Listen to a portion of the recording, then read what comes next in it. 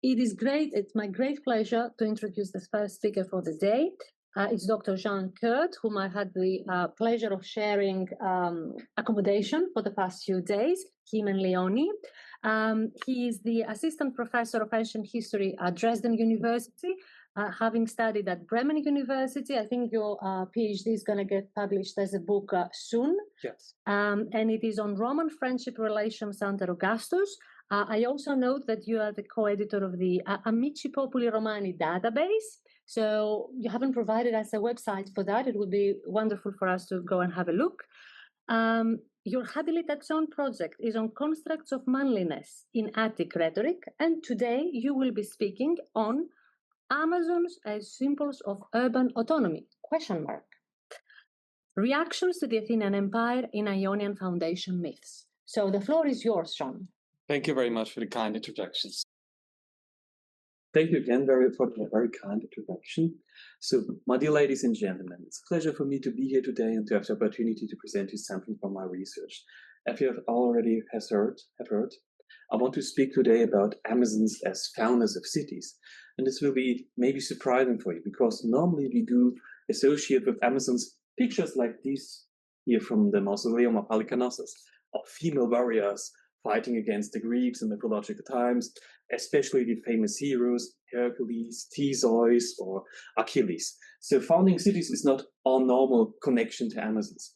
But today I want to show you that this is also a facet of these narratives around the Amazons. And I want to try to understand with you what this role of founding colonies or founding cities means. So these are the questions of my presentation that you cannot see. Okay. I want to ask when and why did stories about Amazons founding cities in Ionia, especially Ephesus, which will be my case study today, have started to appear. And I also want to ask if there are connections to the political history of Ionia and Athens. And this is the structure for answering the first questions. So first, I want to show you some of the founding myths of Ephesus and show you some problems that are connected to these Amazon narratives. And after this, I want to change to the common history of Ionia and Athens during the Persian Wars during the 5th century BCE. Oh, thank you very much. And then I want to start with the Amazon founding myths and show you the connections to this history, and with that to conclude at the end. So let us start. Let us start with the founding myths of Ephesus. So the founding myths of Ephesus are a little bit, let us say, a little bit confusing, because it's not one founding myth, but two, and they are presented by Pausanias. I'll read the first one, which is a quotation by Pindar. Pindar, however, it seems to me, did not learn everything about the goddess, for he says that this sanctuary was founded by the Amazon during their campaign against Athens and Theseus.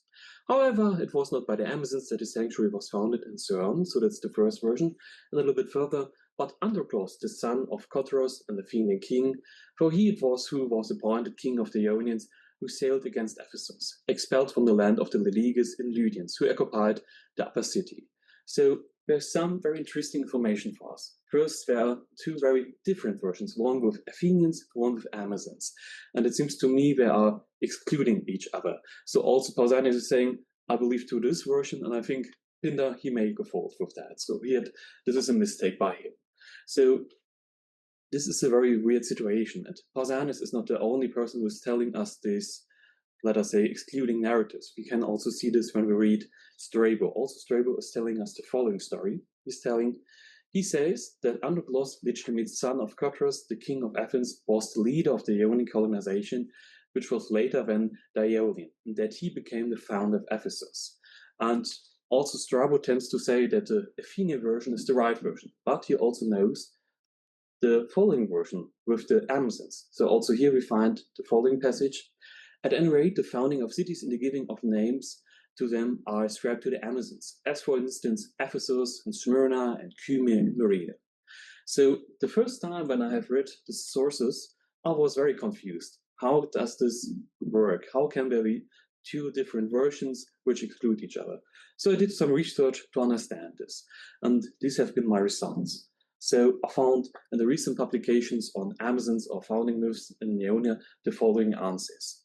So one approach is from Fonacier. He thinks that these founding myths of the Amazons are a later invention to show that the city of Ephesus is a very old city, that it has connections to the very old mythological times, and with that, it is a very prestigious city. McSweeney has another approach. So she thinks that the Ephesians were very aware of these two versions of the myths, and that we worked very sophisticatedly with them. So she thinks, if I understand it right, that the Ionians wanted to have both a connection to the Greek, especially the Athenian world, and to the local Anatolian world. So you could say that these two versions form some kind of bridge, and that the Ephesus could have the best of two worlds. And David Braun, very recently in his book about Amazons, come a little more back to the thesis of Fournacé, who thinks also that this Amazons should be some sort of connection to the mythological times and show that the sanctuary of Ephesus is a very old one, it's a very prestigious one. And I think all these approaches are plausible, but I'm not so sure if they catch the whole picture. I think there are some more things we have to regard. And I think this is the common history of Ionia and Athens during the Persian Wars.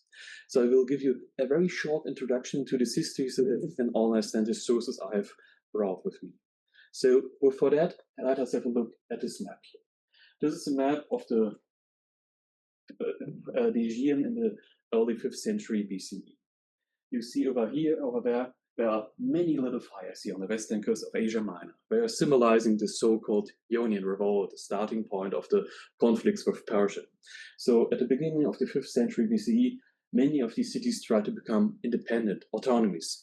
They fought against the Persian Empire, they started a revolt. And they realized very early this will be a very hard job. So they looked for allies in Greece, and one ally of them was Athens. Together with Athens, they fought against the Persians. They had some minor successes, but in the whole, it didn't work. So there was a defeat during this rebellion. And now comes the very important part, the aftermath. So after this, the Persian kings, first Darius and later Xerxes, were not amused about this support by the Athenians and other Greek cities in this rebellion. So they started some sort of military expeditions against Greece, with the goal at Athens, but also other Greek cities. And you probably know from, let us say, very famous cinematic adaptations how this works. You probably know these films about these very famous battles in Marathon, Salamis, Plataea, and so on. And you probably know that the Greeks won all these battles. So they defeated the Persians several times, and this was, if you want, the ladder for Athens. In this time, Athens became a new dominant political power in Greece. Athens could take these wins to establish itself as a new leading city in Greece. And it formed a new alliance, a new military alliance, the so-called Delian League. And for us, it is very interesting that the Ionians have been part of this league. And I will read the passage for that, and Thucydides. Especially the Ionians, and all others recently liberated from the king of Persia. These come one after the other to the Athenians, asking them out of kinship, to become their leaders and put a stop to any oppression from Pausanias, the Spartan leader. The Athenians welcomed these approaches. So there are some very interesting information first. First, we see that both the Athenians and the Ionians had an interest in working or cooperating with each other. So this was the chance for the Ionians to become, let us say, a little bit more independent, to leave the Persian Empire, and it was for the Athenians an opportunity to gain much more influence in the western part of Asia Minor. And for us, it is very interesting that the narrative of kinship is a central one. So it was important for the Ionians to say, we have common ancestors, we are related to Athens, so we should work together. So it's legitimate that the Athenians protect us. And for the Athenians, it's very legitimate to say, we have to protect these Ionian cities. It's okay that we take them in our Delian League. So this is the starting narrative. And here, I think this first version of the foundation stories became very important. So to making this point strong, that they have common ancestors, enabled them to work with each other. And we see that this narrative was very present when we look at the Athenian, or not Athenian, also much more the authors that worked and lived in the 5th century in Athens, that they also were aware of this narrative. So both Thucydides and Herodot are saying that the Ionians are descendants of the Athenians or that they are related to each other. So for the Athenian side, this was a very important narrative. And we can see at this map that most of the coast of Ionia became part of the Steely League. That's the yellow one here. So this was, if you want, so a win-win situation in the first part. But we see again some fires here. So this worked not very long. And we can maybe see here the reason for, let us say, the other narrative, which was very important. So after some years, these alliances with Athens became very unpleasant. So there have been again revolts against Athens. First Naxos and then many other cities tried to rebel against the military alliance of Athens and tried to leave it. And we find the reasons for that when we read Aristotle. Aristotle is telling us that Athens behaved in a very imperious fashion, that Athens developed from a military alliance to, let us say, an archy, or what is the modern text often called an Athenian empire. They collected tribute from the cities, and this was not the intention of these Ionian cities. They wanted not to become vassals or dependents of the Athenian empire. And I think, and we find also the same narrative when we, so we found the same narrative also when we look at the speech of Cleon, the fictitious one, and Thucydides. He is also saying, you do not see, the Athenians, that the empire you hold is a tyranny, and one imposed on unwilling subjects, who will apart plot against you. We also find here the idea that Athens is regarded as tyrant by these allies, and that they wanted to cut the links, the connections to Athens.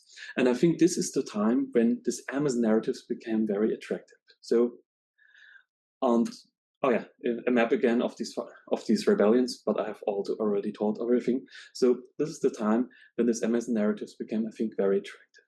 So let us come back to Pausanias to understand why maybe at this time the Amazon narratives became attractive. So Pausanias quoted Pindar, and Pindar is a very interesting source for us because we could say that Pindar is not an author of this Athenian bubble. Pindar is an author who was born and lived a long time in Theben. Theben was not a part of the Steely League and did also not fight against the Persians. It was a little bit outside of these conflict zones. And we know that Pindar traveled a lot through Greece, especially western coast of Asia Minor, Ionia, and that he had contact with a lot of these citizens in the Ionian cities. And we do know that he wrote some of his text after these rebellions against Athens. So it's, to me, very plausible that Pindar is maybe presenting us a later version of this founding narratives, that he's maybe presenting us a foundation narrative after these rebellions against Athens, after these fights against Athens, which have not been successful. I've forgotten to say that. So I think that maybe Pindar is showing us that Ionian cities, especially Ephesus, maybe try to establish a new narrative to say that we are not more descendants of the Athenians, much more we are autonomous. We are descendants from the Amazons. The Amazons founded our cities. And I think the Amazons are a very good choice, but when we look at Herodot or other sources from Athens, you can see that the Amazons were regarded, let us say, as the natural enemies of Athens. So the Athenians in the 5th century BC were very proud to say that in mythological times, Theseus fought against the Amazons and that he defeated the Amazons. So it was a very important narrative for Athens to say, we are the winners over the Amazons. So if you want to show that you want to break the links with Athens, this is the perfect choice. You can say, if we are linked to the Amazons, we are also the natural enemies of Athens, you could say. And this Amazon narrative is very widespread in this time in Athens. We know, for example, from Pausanias that there have been public buildings in the center of Athens with paintings or reliefs showing these fights against the Amazons with Theseus and other myths. So it was a common thing in the public space of Athens. And we can see also these depictions of fights against Amazons in the archaeological findings of Athens in the 5th century BC. So I think these Amazon narratives are some kind, in some way, are a response to that. So we have to show by now the enemies of Athens. And Pindar is not the only hint for that. So there's also another hint delivered by Pliny the Elder. Pliny the Elder is showing or is telling us that there have been an Amazon art competition in Ephesus after these rebellions against Athens in the Delian League. And I think there are some interesting informations or implications by it. So first we see that this engagement or discourse of Amazons were very vivid at this time. So this was present in Ephesus at this time after this rebellions. There have been statues which have been publicly dedicated to the temple and other spaces in the city of Ephesus. So you could see these Amazon representations in the city. And then we have a look of one of these statues, which are probably have been made at this competition. We can also see a very different representation of these figures. So you probably see this person does not look like a classical woman from Athens. We see a lot of skin, some different clothes, a lot of muscles. So this is not a classical Greek woman. This is some sort of other identification, I would say. And this identification with the Amazons we find also in another source, an Ephorus of Kyme. Ephorus of Kyme is also an interesting author because he's also outside of this Athenian bubble, you could say. He is from Kyme, from the western coast of Asia Minor, and he lived and worked in the 4th century BCE. So after the time of the collapse of the Delian League, after these rebellions, so he's presenting us maybe a view from later times when the Ionian cities became independent and autonomous from the Delian. And he's telling us a very similar story like Pindar. I will read it. Some placed the Amazons between Mysia and Caria and Lydia, and according to Ephorus, near to Kyme, his own homeland. And this idea may not be by chance, for we may mean the area later settled by the Ionians, but earlier by the Amazons. And it is said that certain cities are named for them, being Ephesus, Smyrna, Kyme, Myrina. So we find also here the only version that these cities are foundations by the Amazons. So I think Ephorus is presenting like Pindar a new version of these foundation myths. So maybe they have been invented after this rebellion, or they have been made very strong in this time, and they have become the, let us say, more dominant story of this time. So I think we see here a reflection of changing the loyalties, changing the connections to different descendants. Not descendants, ancestors, excuse me. And they come, and yeah, I think this fits also when we look at the map very good in this time. So at the lifetime of Ephorus, there was, let us say, a renewal, a revival of the Delian League, the so-called Delian League. And when you have a look again at the yellow part of the map, you will see that most of these cities were not implemented in this new Delian League. So they had no interest to become again part of this. And I think these Amazon narratives are a part of expression. They're showing they have no links to Athens. They do not want to have links again to Athens. They want to be autonomous. And I think the Amazons are a symbol of that. And the last source I want to like to show from the beginning, we come back to our mausoleum von Halicarnassus, which also have been constructed in the 4th century BCE. Here we see also that the Amazons are depicted as proudly warriors fighting against the Greeks. And I think it's also maybe some sort of reflection of these narratives that were very vivid, very present in this time in the western coast of Asia Minor. So I think it's also connected of this revival or making this narratives very strong at this time. And with that, I want to conclude. So let us have a look at this timeline, which is maybe showing us very well the points I have made. So I think there have been episode, a time when the linking, the bonding with Athens was very attractive. This was the time from the Ionian Revolt until the founding of the Delian League and until the first years of the Delian League, before Athens became, let us say, very unpleasant ally. I think at this time it was very attractive for the Ionians, especially the Ephesos, to say that they have common ancestors, that they should work together, that they deserve protection by Athens. But I think after these rebellions, after these very unpleasant conflicts with Athens, there came a time where the Amazons became more attractive, and the idea to be autonomous, to have your own identity. I think the sources I have shown you are all part of this episode. You can see it in Pindar, in Ephorus of work. We see it in this art competition on this art relief. So I think we can see that after these rebellions, we have many hints that these Amazons were very present and attractive as narrative in this region. And when we look at our authors, I think we can also see here some differences. So these Amazons are primarily presented by non-Attic authors, by Averroes and Pindar. They know the stories, the local stories, and they show us maybe another perspective that was not so attractive for the Athenians. And I think the Athenians, or Herodotus is not an Athenian, but he lived and worked a lot in Athens. These authors are presenting much more maybe the Athenian side, with more interest to say, these regions, these cities are our descendants, and because of that, they deserve to be in our influence, you know? So I think they are representing these two different sides of the conflict in a similar kind of way, in sort of a way. And then we have these very later generations, Pausanias and Strabo.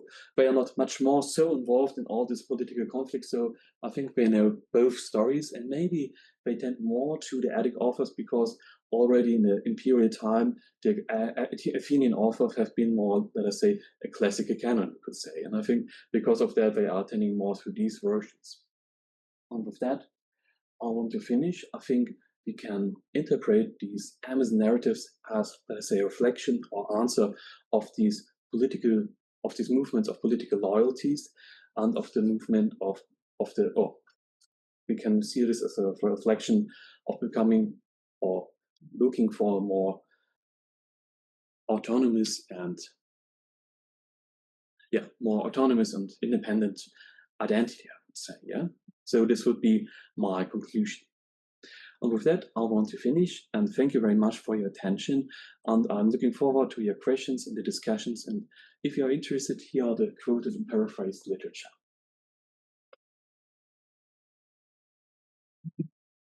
Thank you very much, John.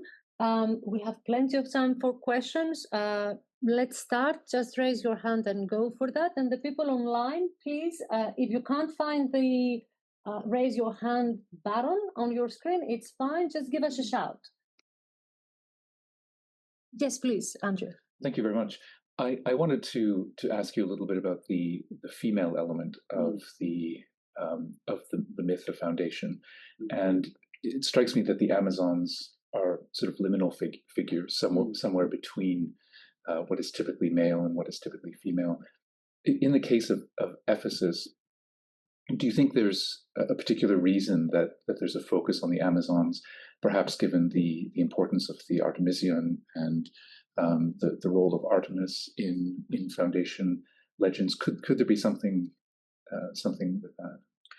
I would agree. So there are two things. I think, yeah, this point with Artemis is a good one. I would also say that this is a very good connection to the local cult and sanctuaries, to say we have already some sort of tradition with this goddess and this, yeah, let us say, no, a goddess that is known as a warrior. So it fits very well if you take these Amazon narratives.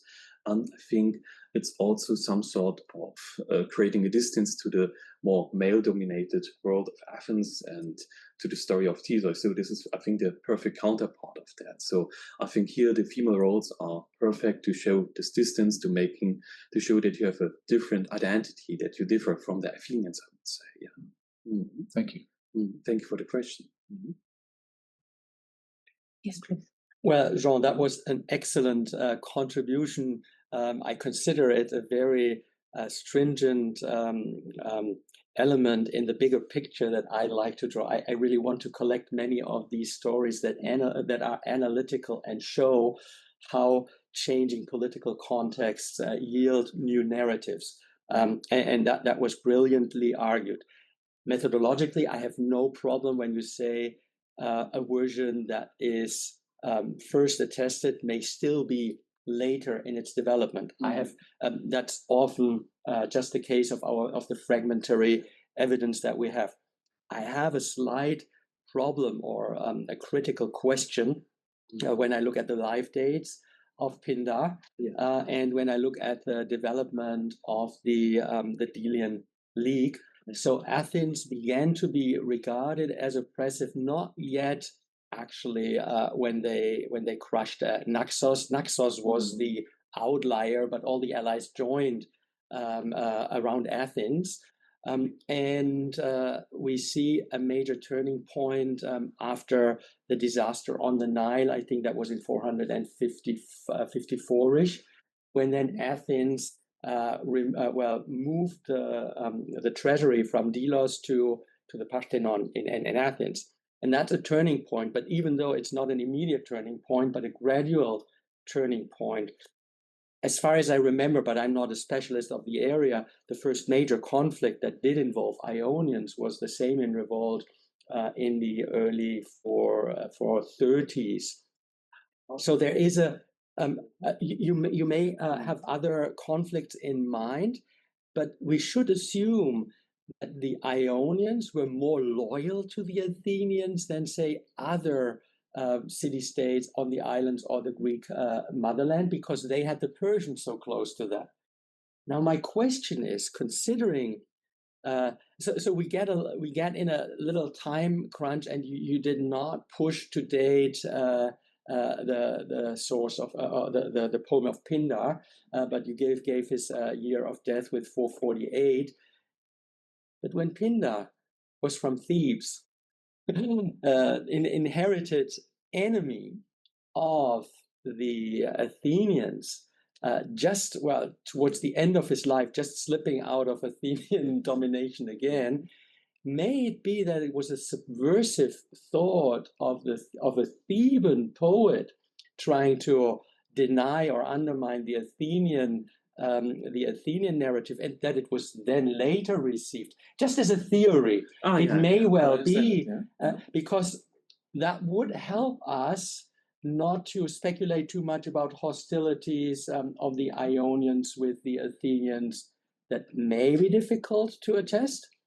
So it might be a slight variation of the beginning, but then if my own speculation should be the right one, then we would just have to see that later on, when the tensions rose, the Ephesians or the Ionians in general were very keen on receiving this alternative version.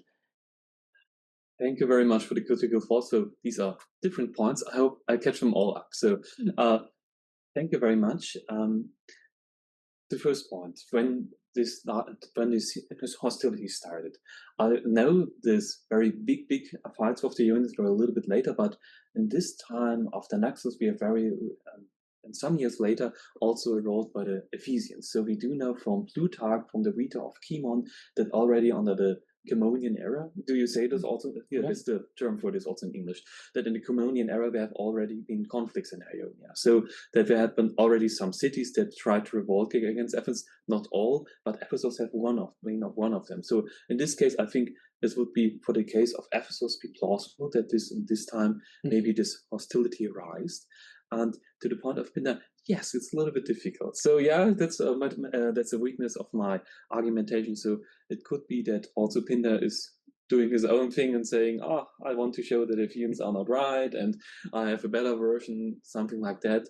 And it's not so sure when we have to date this passage, because we have just this quotation by Pausanias, and he's not saying which work and when. So it's a little bit difficult to say at which point this idea was formulated. So I think it's possible that it is maybe this sort of argument or attack on Athens, but it's also plausible that it is working with these, let us say, later rebellions. So we must date it, but it's very difficult to date this. So yeah.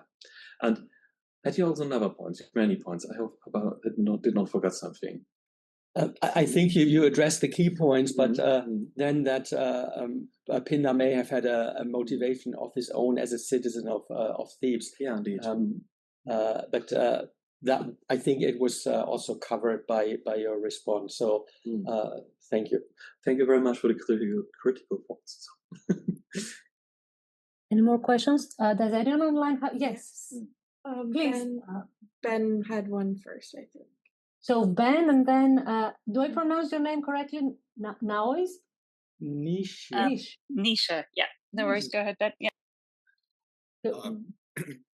Yes, thank you. So I wanted to go back to that depiction of the Amazonomachy from Halicarnassus, and it seemed to me like the Amazons are much more successful in that depiction than they are in these depictions that I'm familiar with, namely the one on the Parthenon. Do you think that this is a deliberate choice? Are there any specific Amazonomachy depictions that it might be referencing, or is there something else going on? So I have the same feeling like you, that this is more showing a successful fight for the Amazons, and I'm not so the expert for all Amazon maquis because I'm not an archaeologist, much more an ancient historian, but it also had for me, oh, thank you very much. You can go back. Yeah, but it also seems to me that here the Amazons more the winning part here, this depiction. So I would say this is also plausible to show that here the Amazons are, let us say, the local connection, and that you want to show that the Amazons here are the winning party. So I could imagine that. Thank you very much for the advice. So did I respond properly, or? Yes, that was a very interesting. Thank you. Thank you too. And then Nisha, please. Hello, hope you can hear me. First of all, thank you so much for this paper and the conference. It's really been super stimulating. I'm very much convinced by your argument, Jean. I think this is really, really interesting, and the discussion so far has also been very stimulating. So thank you to Altay and everybody for organising this workshop. I had a question. Not about the kind of the chronological fine detail, which I think was a very important point by Altay, but about the geographical fine detail. And do you have a sense, Jean, whether there is a distinction in the way Ionian cities proper, such as Ephesus or Magnesium on the Meander, are claiming an Amazon origin, and the way Aeolian cities, such as Cumae and Myrina, might be claiming an Amazonian origin? And does that matter, this geographical distinction? Oh, that's a very good question. And I have to admit, I'm very unsure because there's just the fragments of not Ephesus, Ephoros of Cumae, and it's not so much infight in the Aeolians. So it seems to me that there is maybe, let us say, a common experience with the Delian League on this time, and that I think many cities in this time have, let us say, same experience on the western coast of Asia Minor, maybe similar reactions, but I'm not sure how we can, let us say, identify these local differences, because I would wish we have much more insight into it. So I've looked a lot if I could find more for the Ionian part, or if I could find more for the other Ionian cities, but it's very hard to find more detailed and longer sources. I think you can probably imagine as you wrote this very, very good book about this. And did you have more luck with that, finding these differences in your book? I mean, it's really, I found it very difficult, especially because you're dealing with these fragmentary authors. But yes, I'm always hoping that others will have more luck than me. Oh, okay, same problem. Okay, so we share the same problem. Yeah. Yeah. No, thank you. Thank you very much for the question. I think Ben had a question online, and then we have a question from here as well. I think Ben already asked his question. That's why. That's why, because he couldn't find it. Okay, so please fire away. Okay, thank you so much. One point you mentioned, the common ancestors, the Syngenea ties. This is actually something we see a lot in interstate diplomacy, especially in later times. So I was wondering, in the rich epigraphical record of Athens and Ephesus, are there any traces of this kind of argumentation, that they are like of these common ancestors and that they are close together, and they are like that one side, maybe the Athenians should like help the Ephesians in dire times, something like that, which we see from other parts of the Greek world a lot.